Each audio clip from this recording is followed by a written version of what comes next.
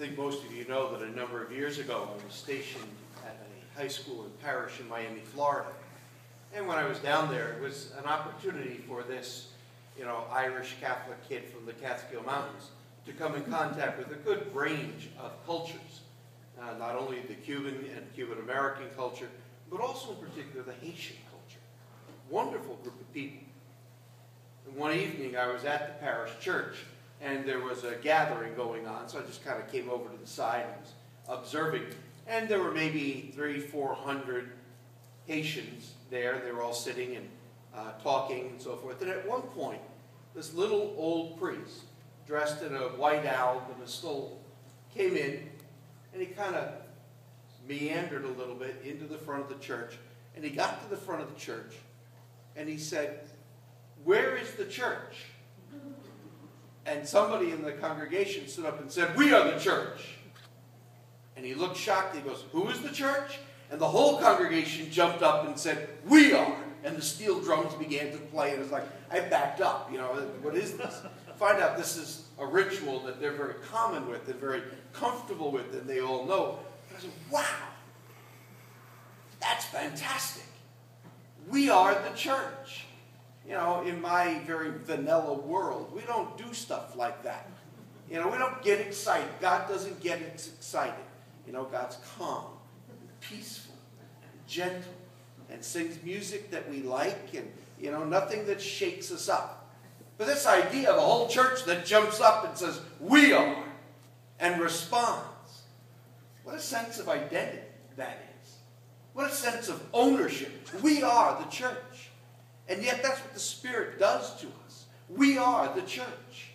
We are the people formed in baptism. That's why Bill and I are so generous in our splashing with the water. Let's be honest, Let's be honest. How many of us are coming here at the beginning of Mass and we're standing there thinking about, did I lock the car? I don't know. And then all of a sudden you get hit in the face with water. It's like, what? And we get reminded. We are the church. And then it comes time for the Eucharist. We don't ring little tinkly bells here that say, this is the body of Christ, or time to go to communion, because we assume that everybody in the church is with what's going on. Kind of a big assumption, but we assume everyone's with what's going on. And we are a part of who we are. And we become incorporated into the body of Christ, and we become the church. And today we celebrate that Jesus gives us his Spirit. And I love this definition of the Spirit, that between the Father and the Son, there is such an intimate relationship of love that it gives birth to a new person, the Spirit. And you and I, by virtue of our baptism, by virtue of our sharing in the Eucharist, join in that divine relationship. It splashes us in the face. We need it. It reminds us that we are the church. We are the people of God.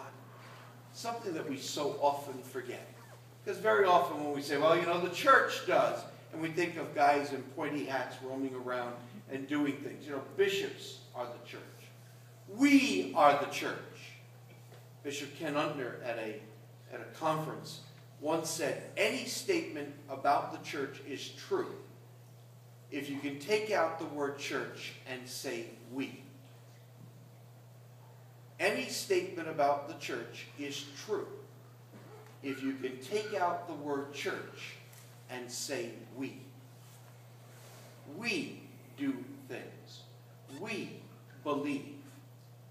We have done all these things. Because we are the church. But it's like going to the beach. This Memorial Weekend, all around the country, people will be flocking to beaches. They'll be going there if the weather's halfway decent, heading off for the waters. And you'll see those people who go to the beach. They get out there, they put out their blanket in their beach chair, in their cooler, and their sun umbrella, and they sit down and put on their SPF 155, and a floppy hat, and a big book, and they never go near the water. But if you ask them it later on, did you have a good day at the beach? And they'll say, yeah, it was great. I love going to the beach. It's a wonderful day. And then there are those people who will be out there, beach umbrella, everything else, and they'll go down. And they'll make sandcastles. And they'll get out in the water.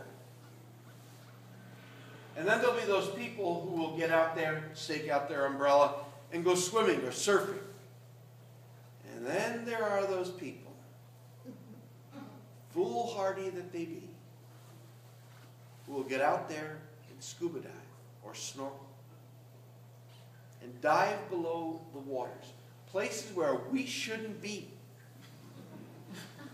and go down and trust that this hunk of metal on their back is going to keep them alive. And they'll breathe in air and see the wonder of a world the people sitting on the beach can only imagine.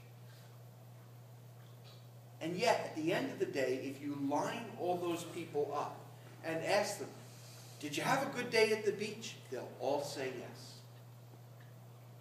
But what they all think of when you say beach will look very, very different.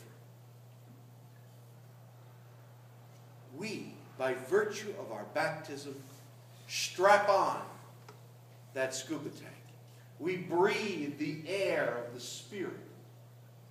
And we're immersed in the waters of a whole new understanding of life.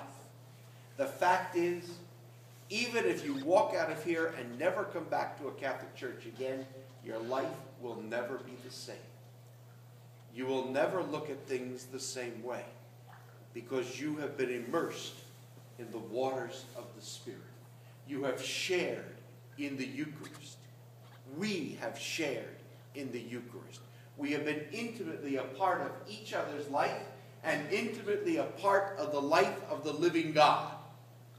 And it has forever changed each and every one of us. We are the church. Whether we say it silently or quietly and sing comfortable songs that we know, or whether we jump up and shout, we are the church. Born in baptism, nurtured in Eucharist, and sent forth fortified by the Spirit. We are the church. And that is what we celebrate today. And that is why we come here this evening and sing Alleluia. Because we are the church.